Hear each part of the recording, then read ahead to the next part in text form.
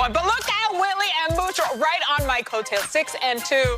David Carr, you need to step it up, my friend, at 4 and 4. So, fellas, let's pick this one. Let's do it again. Willie, start us off. Who you got? I'm going to go out on a limb, all right?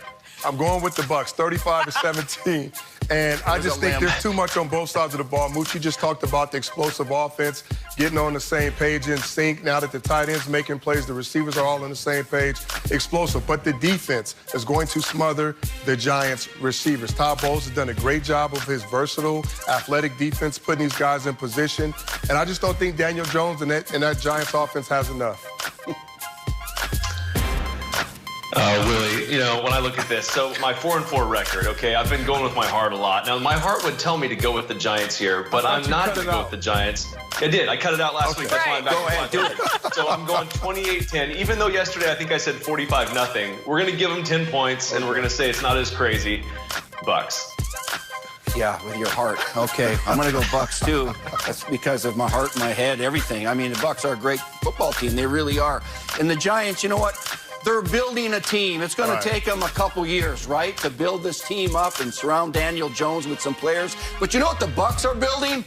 They're building momentum, and they're getting better and better and better every week. This is a heck of a team now. They're going to go deep into the playoffs. Do I say they're going to get to the Super Bowl? But right now, they've got a heck of a thing going.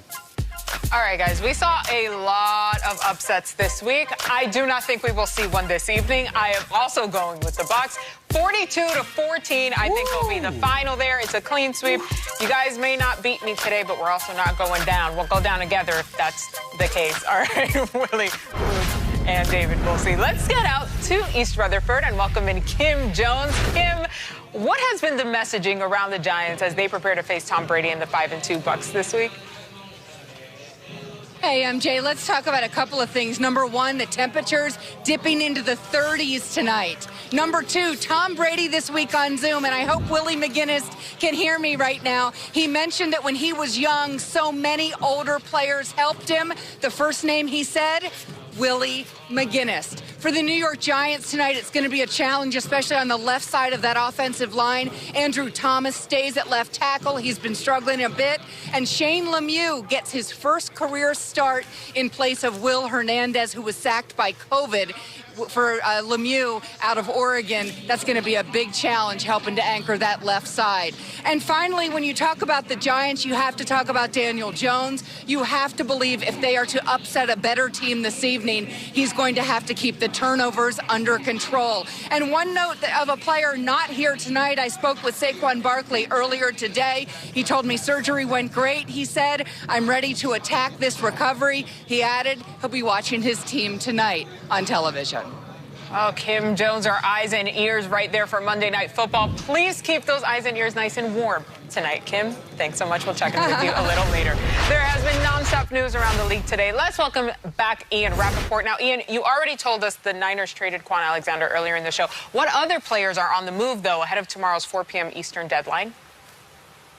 Yeah, we saw a couple trades either today or last night. First of all, Avery Williamson, starting linebacker for the Jets, someone who came over in free agency and really has impressed in his time coming off an ACL injury, and he goes to the Pittsburgh Steelers. You can see him right there, hailing the cab, getting ready to go from the winless Jets to the all-of-the-win Steelers. He helps fill in for Devin Bush. That is one deal that got done. Desmond King, versatile defensive back from the Chargers.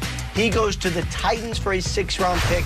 That is another deal that got done as Tennessee hopes to add to their defense. A couple other things we are keeping our eye on for tomorrow. Will Fuller, the Houston Texans' big play receiver, has been a target of some interest from some teams around the NFL, including the Green Bay Packers. They are a team that could add potentially a big weapon, perhaps before tomorrow at the 4 p.m. deadline. Then David Njoku, the tight end for the Cleveland Browns, former first-round pick. They have so much depth there. They may get an offer they can't refuse. I know teams are calling them. We'll see what they end up doing tomorrow, MJ. All right, Ian Rappaport, lots to keep track of. We're going to take our best guesses, though. I'm going to bring back Willie and Mooch and David, because I want to talk trades. But we're also going to bring in our expert NFL GM and front office executive, Scott Bioli, because Scott will tell us if our wish list trade could actually happen. Now, Mooch, I'm going to start with you here. What trade would you like to see before Tuesday's 4 p.m. deadline here? All right, I got one.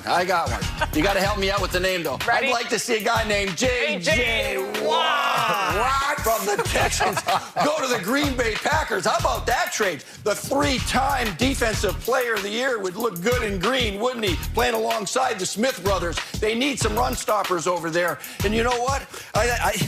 I don't know if the elections are done yet or not, but if he gets there early tonight, he can run for mayor for Pewaukee, Wisconsin, that little town that he's from. Yeah, right there, I think. And so, J.J. Watt, Scott Pioli, to the Packers. What say you? You know, Mooch, first of all, I'm shocked that you're going with the Green Bay Packers being involved with the trade, right? You, Green Bay Packers, who'd guess it? Anyway, you know, J.J. Watt, I kind of love the idea of this, Mooch, but here are a couple things that have to be overcome. The Packers have $6.8 million of cap space.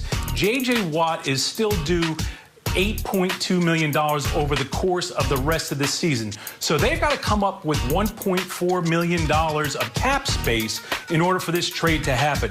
But when I look at Houston, I think this is a terrific idea for the Houston Texans because they need draft capital. Remember, they traded Laramie Tunsil, or traded for Laramie Tunsil, and they are missing a first-round pick and a second-round pick in 2021. So I really like the way this sounds, Mooch, if they can come up with a little extra dough. You know what I'm saying? All right, so you say there's a chance. All right, there's a chance. Scott, okay, I got one for you. I'm wearing my silver and black today. I know you're going to be shocked as well that I'm going to go try and find a lockdown corner for the Las Vegas Raiders. Earmuffs, Willie. Stephon Gilmore needs to be the Las Vegas Raider. 6 points they give up against the Browns. If they could get him, add him to this, Jonathan Abram in the secondary, these guys are going to start playing great defense. Offense is already there. We just need one more piece to get over the hump. Scott, tell me there's a chance. I can start a GoFundMe, whatever I got to do to find the cash. Can we make this happen? David, I'm telling you, you got a chance here. Now, again, let's talk about the cap implications. Right now, the Raiders have $6 million of cap space, and Stephon Gilmore is due an additional $6.9 million this season with the balance of the next 9 weeks in salary. So they only need to get $900,000 of cap space. Not a big deal at all. But this is interesting because you've got a corner that's one of the elite corners in the National Football League. The Patriots love him, but he's 30 years old. And now you've got to think about what are the Patriots thinking? How are they viewing the rest of the season?